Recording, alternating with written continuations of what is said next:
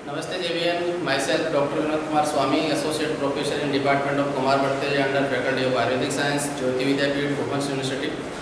आज हम बात करने वाले हैं, हमारा टॉपिक जो है अहिपूतना। तो अहिपूतना जो वर्ड है, जो जनरली हम गृह रोग भी पढ़ते हैं, तो गृह रोग में भी अनेक प्रकार के पूतना रोग बताए गए हैं, जैसे शीत पूतना है, कटुपूतना है, पूतना है, अनपूतना है, लेकिन इसका किसी भी गृह रोग से संबंध नहीं है। ये एक प्रकार का क्षुद्र रोग हम मान सकते हैं। जैसे आचार्य सुश्रुत ने अनेक प्रकार के क्षुद्र रोग बताए हैं, तो वैसे ही एक प्रकार का एक क्षुद्र रोग हो सकता है। तो इसको यहाँ पे अहिपूतना नाम से दिया गया है।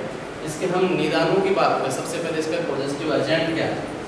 मल उपलेप, या यूँ कह कि जब बच्चे की हाइजीन मेंटेन नहीं कर रही है, एक मदर बच्चा जब स्कूल पास करता है उसके बाद में भी उसके जो गुद प्रदेश को क्लीन नहीं किया जाता है तो मल का लेप हो जाता है। अनोदर वन इज स्वेदा व पसीने के कारण, एक्सेसिव जो या गर्मियों के दिनों या बारिश के सीजन की हम बात करें तो बॉडी में जो पसीना ज़्यादा आते हैं, उस पसीने के कारण गुदे रक्त कफ उद्भव, गुदा प्रदेश में जो है कफ और रक्त का जो है प्रकोप हो जाता है। ये दो दोष विशेष तौर से बताए हैं यहाँ पे, एक कफ है और एक रक्त है, और गुदा के रीजन में हो रहा है।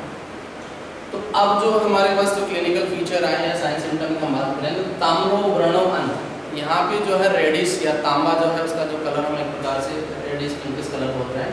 तो जो वुंड का जो कलर है वो ताम्र कलर का रहेगा, और जो वुंड है उस वुंड में जो है कंडुमायम, उसमें जो है इचिंग रहेगी, और जायते भूरी उपद्रम, और यदि बच्चा उसको कंडू को करता है, बहुत सारी इचिंग करता है, तो उसमें अनेक कॉम्प्लिकेशन हो सकते हैं, या यूँ कहें आज की तारीख में सेकेंडरी कॉम्प्लिकेशन हो सकते हैं, बैक्टीरियल इन्फेक्शन और भी हो सकता है कि इचिंग करने से जो है रेसेस है वो उनकी जो कंटिन्यूटी है वो टूट जाती है, उनमें सेकेंडरी इन्फेक्शन के चांसेस बढ़ जाते हैं।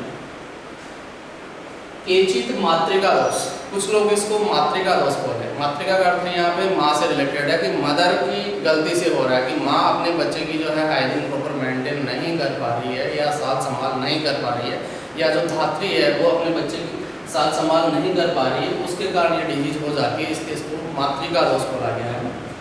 वदंते अन्य अहिपूतना, कुछ जो अन्य आचार्य हैं उसको अहिपूतना बोलते हैं।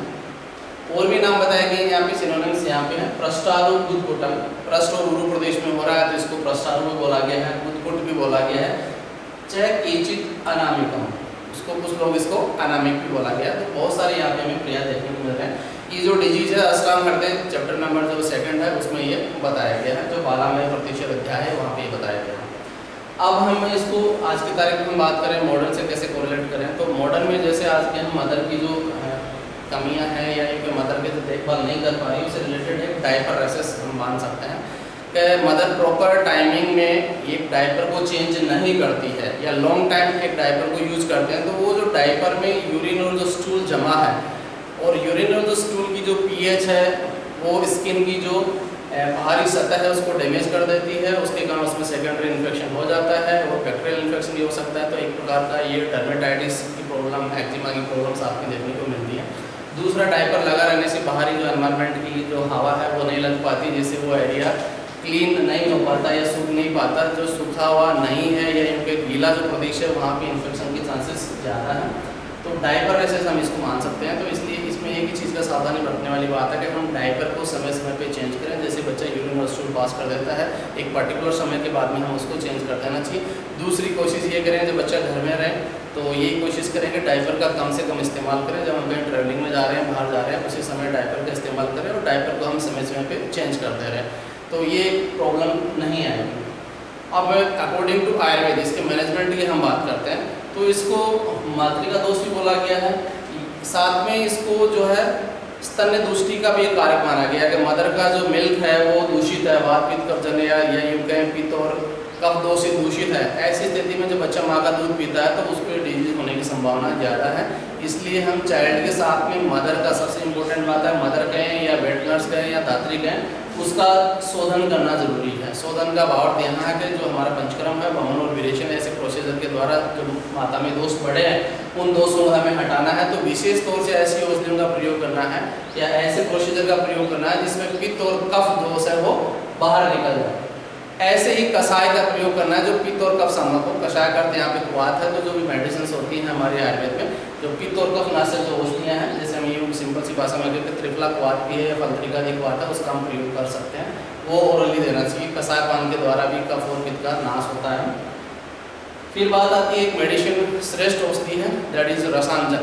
बच्चों के लिए बहुत ही अच्छी मेडिसिन बताई है, इसको मधु और रसांजन, इसका आप पान भी करवा सकते हो और लोकल एप्लीकेशन भी कर सकते हैं। रसांजन का प्रयोग हम जो गुदा प्रदेश है वहाँ भी शहद के साथ में कर सकते हैं। कि हनी भी हमारा एक प्रकार का एंटी माइक्रोबियल है, कि शहद की जो प्रॉपर्टी भी इसी प्रकार की होती है कि बैक्टीरियोसाइडल या बैक्टीरियोस्टैटिक होती है, तो उसका हम प्रयोग कर सकते हैं। तो रसांजन और शहद का हम दोनों मेथड से यूज़ कर सकते हैं। एप्लीकेशन लोकल भी कर सकते हैं, साथ में इसको पान भी करा सकते हैं। तो रसांजन एक श्रेष्ठ औषधि है। परिचय की हम बात करें, जनरली जो एरिया अफेक्टेड है उस अफेक्टेड एरिया पे हम परिसेचन या परिचय कर सकते हैं। तो परिचय के तौर पे हम कासिस है, रोचन है, तूत है, त्रिफला है, या जो भी हमारी व्रणनाशक औषधियाँ हैं उन सभी का जो क्वाथ बना के उसका हम क्या कर सकते हैं, परिसेचन कर सकते हैं।